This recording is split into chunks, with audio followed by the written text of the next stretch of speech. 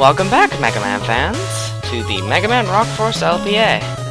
We weren't gone for long at all, so without further ado, let's get to the Robot Master rematches. Starting out with Photon Man. Photon Man's weakness is the Phantom Fuse.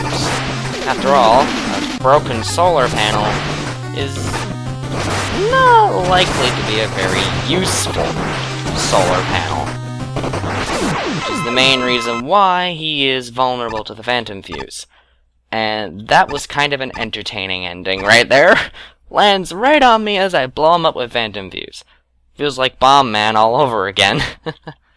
Anyway, the Phantom Fuse itself is probably one of the more powerful weapons in the game. As you can see, I have basically no limitations on where I want it to go. Almost feels like I'm playing a game of Snake. But yeah, no limitations on really where I want it to go. It has quite the incredible blast radius. And then to top it all off, it's the barrier breaking weapon. And a very, very useful one. And it's powerful. So if you're fighting a large group of enemies, or even just fighting an enemy that you want to get killed quickly, Phantom Fuse is a really good option for that. There isn't much that Phantom Fuse isn't good for, which I can definitely appreciate. Phantom Fuse is easily one of the strongest weapons in this game. Oh. Fudge, didn't mean to stumble on you so early. Okay. Charade Man's weakness is the Crypt Cloak, which makes a degree of sense, after all. How do you mimic what you can't even see? Eh? That's the logic behind Charade Man's weakness here. And with that, the formerly incredibly difficult boss fight is dispatched rather easily. The Crypt Cloak here is probably one of my favorite weapons in Mega Man Rock Force. For one, it's unique. I don't think I've seen any other weapon quite like it. That invisibility cloak works incredibly well for avoiding a lot of fights. Except, while you can avoid fights very easily with it, since most enemies will tend to ignore you while you have that on, you are not helpless. And those shockwaves are actually a very effective offense, which just makes Crypt Cloak an amazing weapon overall. Definitely one of my favorites. This is a really good weapon, and I really, really like it. So, next on the list, it's Shockman. You were already pretty pathetic without your weakness. Let's see how easy you are with it. Shockman's weakness is the Circuit Breaker, which makes a degree of sense. After all, a broken circuit isn't exactly generating electrical power. Circuit Breaker? Fast, powerful, decent splash damage, decent ammo, hits behind you, but basically this weapon is your Buster replacement. Which probably explains why I basically never use it. Ever. I almost never use the thing, which is sad because it's a really good weapon. I just don't use it. Personal preference. And it's Pulse Man's turn. Pulse Man's primary weakness is the Virus Outbreak, which he's pretty freaking allergic to it. In his case, Pulse Man, being a blood-themed robot, he's rather vulnerable to foreign contaminants, as his cardiovascular-based fuel system, the fuel it uses, while sterile, is definitely vulnerable to things like this. The Virus Outbreak is an interesting little shield. It's no dual satellite, but its ability to spread itself out, coupled with its actually fairly incredible use count. The only reason my use count is as high as... The only reason my ammo is as low as it is right now is because I kept running into the pulse stoppers.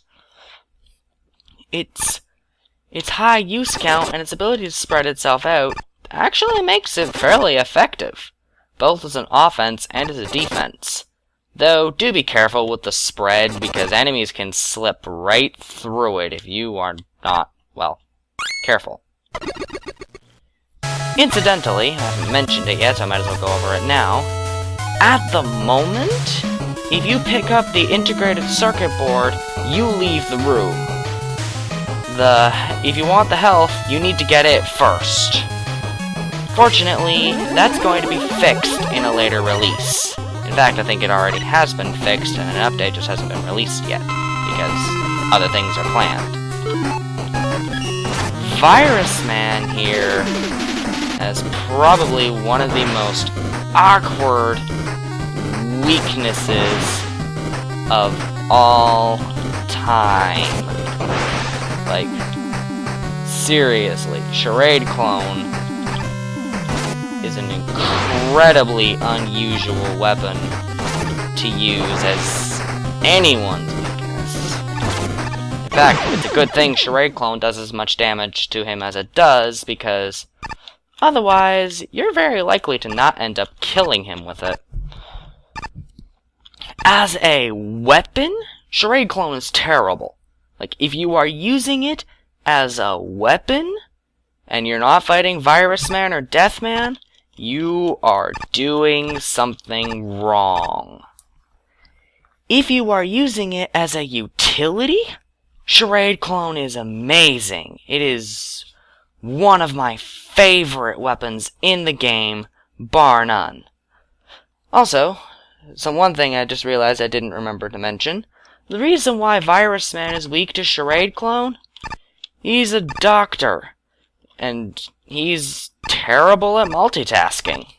That's basically it. He cannot handle dealing with more than one patient at a time, which I suppose makes a degree of sense. It's a lot harder to work on saving 2 lives at once, as opposed to just saving 1 life. So, that's an important little thing. Anyway, the next one on our list here is Fuse Man, who is weak to the Shock Gauntlet. In his case, it's because the fuses in his body are electronically based. As such, the electric weapon Shock Gauntlet, as well as basically any other electric weapon, is rather effective against him, since it risks setting off those fuses and blowing his face up. The Shock Gauntlet is okay. As a weapon, it's actually really decent, but I think its main draw is its item collection ability. There are definitely stronger weapons in this game. Shock Gauntlet is probably the most normal weapon this game has to offer. That being said, it is by no means bad, and compared to the last good weapon in a sea of greats I discussed, the Speed Drill and Dr. Wily's Final Attack, Shock Gauntlet is still pretty useful.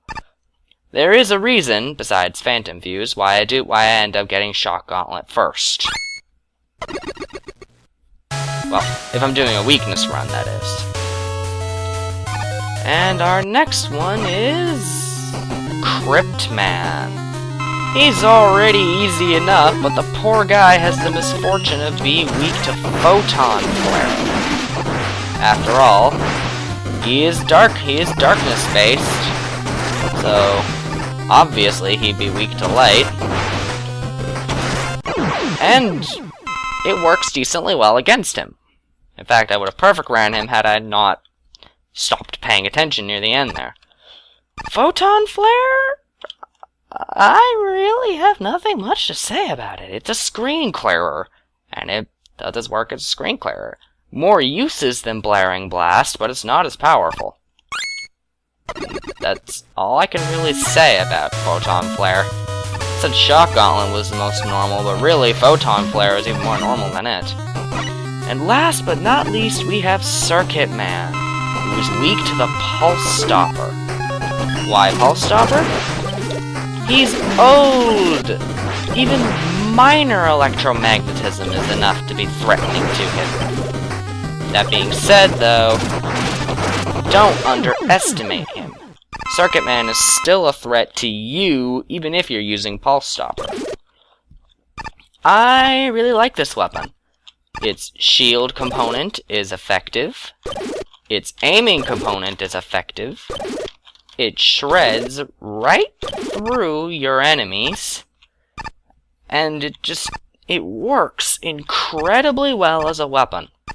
Pulse Stopper, in earlier playthrough, if I wasn't Buster-onlying basically everything, I can imagine Pulse Stopper, especially considering it has 28 uses, which is a lot, considering everything it can do. Pulse Stopper would probably be my go-to weapon, as it is simply incredible at what it does. It isn't quite as broken as the Metal Blade from Mega Man 2, thank freaking goodness, but it's still really powerful, and I really appreciate that.